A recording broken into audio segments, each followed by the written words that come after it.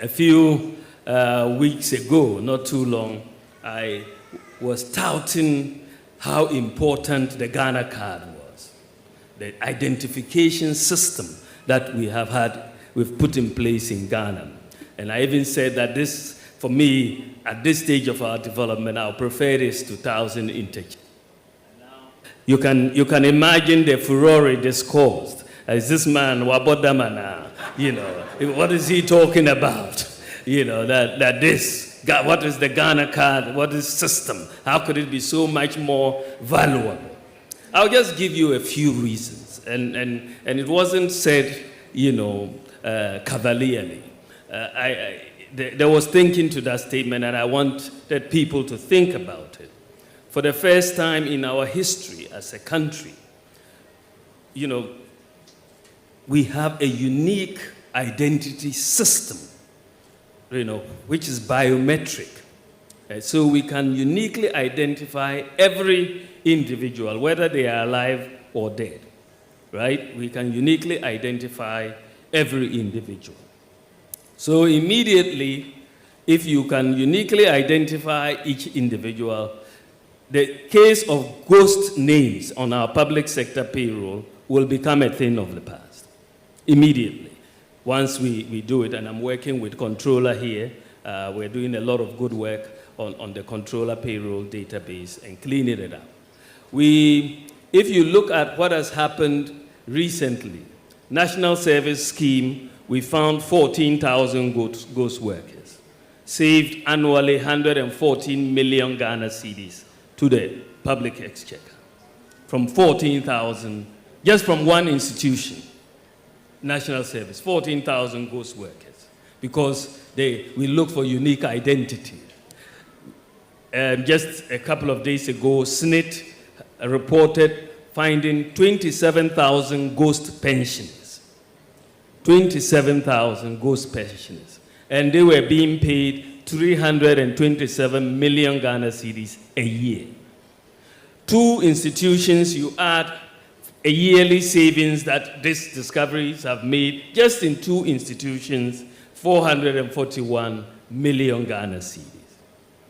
Over 10 years, you are talking of over 4 billion Ghana cedis. This is just two institutions, and you can be sure that when we go through every institution, you will see that we will be able to eliminate all ghost workers, thanks to the Ghana card. As a result of the Ghana card, we've made it the tax identification number for everybody. When we came into office in 2017, only 4% of adults in Ghana had a tax identification number, 4%. And you can see most of those are in the formal sector. Not many who will be registered for taxes. We said, let's make the Ghana card number the tax identification number. Immediately we did that. The number of people that have tax identification numbers have suddenly gone up from 4% to 85%. And that is it. So now the taxman knows exactly who has filed, who has not filed at any particular time. And not only do we know them, we also have their digital address, so we know where they live. So tax collection is going to take a different path going forward, because we now have the data. Fake birth certificates was a big problem, for our country, and it made it very difficult for people to trust our documents at embassies and everywhere, because people would just go and have fake birth certificates. In fact, when we went to the births and deaths registry, we found three different databases. We had to harmonize the databases. But once you have unique identity, you will not have fake birth certificates. There will be no football age versus normal age. That business will come to an end. Recently, you will know that I think our women's team was banned for presenting some overage players. Hopefully, now we are going to strictly require that they bring their Ghana cards before they are going to be registered to play. Today, with your Ghana card, the Ghana card is, the banks are very happy with it because it gives all the KYC a bank needs. One of the problems we have had is for people to open bank accounts. But today, if you have a Ghana card and a mobile phone, you don't have to fill any form at all. You can just dial a USSD code and put in your Ghana card ID, and a bank account will be open for you, and you can start transactions immediately. So we are bringing in financial inclusion. When we came into office, the proportion of adults with bank accounts was less than 40%. Today, because of mobile money interoperability and the Ghana card, today we have over 90% of adults either having a mobile money account which is interoperable with a bank account or a bank account itself. And that is very phenomenal. We have one of the things that has really, since I was at the Bank of Ghana, one of the things that kept eating at us at the bank was the absence of a credit system in Ghana. In many countries, workers don't have to just live on their monthly paycheck because there's a credit system. If you have a regular paycheck, you will be able to get a way to buy, a TV on credit or a fridge on credit and all of that, a working credit system. But we don't have a credit system in Ghana. And one of the biggest obstacles to the development of a credit system was the absence of unique identity. The credit reference agencies need unique identity to do credit scoring so that everybody will know what their credit score is. So if you don't pay your bills, you will have a very low credit score and they will not give you credit. If you pay your bills, you have a high credit score and you will get credit. Now, many developing countries, including Ghana, we've not had this credit system because of the absence of credit scoring. But because we have now linked all bank accounts to the Ghana card, we have linking the bank accounts to the Ghana card, you have unique identification for credit scoring.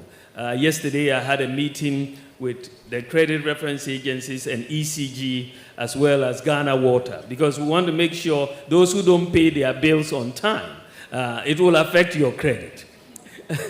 So, and that is all of us, I suppose, for water, and because that is where you bring discipline into the economy, discipline into the society. But thankfully, this year, and I just know that in just a few months, Ghana, for the first time in our history, we will now begin a credit scoring system in our country. And this will allow credit to grow. We can tell who is the risky borrower and who is not a risky borrower. And banks can then give lower interest rates to people who are not risky borrowers. At the moment, they assume we are all risky borrowers because they cannot tell. We are not uniquely identified. The risk, the people who don't pay, their sins are visited on all of those who pay. And so we now want to distinguish. And if you go and commit your sin, you go into hell yourself. And don't take us along with you. So this is where we are as far as where we are integrating. Today we've integrated the Ghana card also with the SNIT card, the SNIT. And so SNIT no longer has to print SNIT cards again. They are saving close to $30 million every year now because they only need a Ghana card. They don't need that. We have integrated it with the NHIS card. NHIS is not going to print separate NHIS cards again because they have the Ghana card, and the Ghana card is going to work as the number is your NHIS number, the number is your SNIT number, the number is your tax identification number, and so on. So we are integrating the databases and making a lot of savings. Some people die, and you cannot recognize who they are. They have no identification. And in those sorts of tragic cases, if they are registered on the National Identification System, they can easily be identified.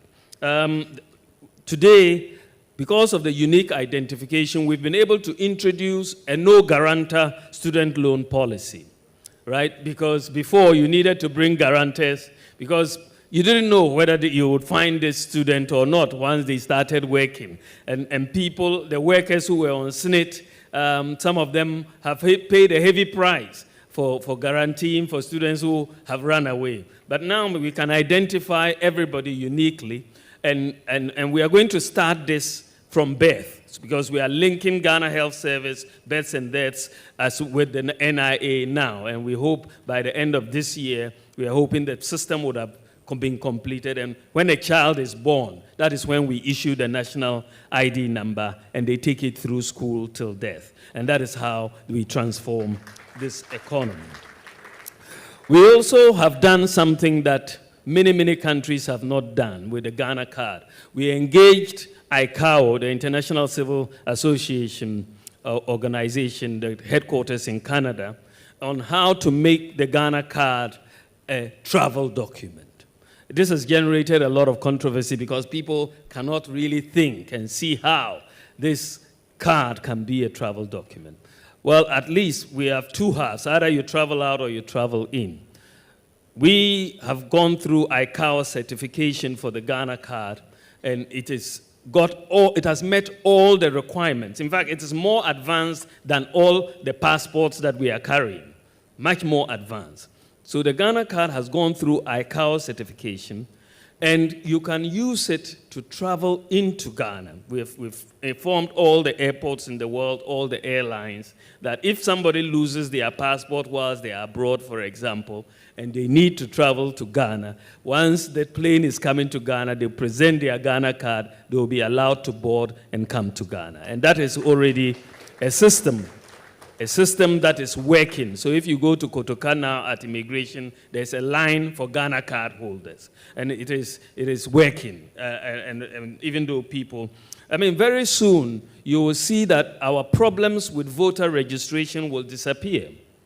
It's only a matter of time. If not at the next election, then the next election after, because we spend so much in voter registration. But once unique identity is determined, and you cannot have underage people coming to register to vote and all of that, I think the Ghana card will be a good identification document, as we are already seeing, so that we sanitize the voting registration system. In many countries, once you are 18, you're essentially on the voters register, and that is it. There's no complication to this and going to fight and break legs and so on as we register to vote. The system is the system. If you are 18, you are on the register. Simple. And I think this is where we are headed. So I think that, the digitalization process, and I've just taken time to explain, because a lot of the time we have, as a country, really focused on brick and mortar for development, right? You build this road, you build this and build that. But we have not focused on systems. We have not focused on systems for the longest time. But systems and data and institutions is what develops countries. It's not brick and mortar. So these systems that we are putting in place, from digitalization of the various public sector offices and on all of that, national ID, mobile money and all of that, is what will transform Ghana. It's really what will transform Ghana. And that is why, as we enter the fourth industrial revolution, we have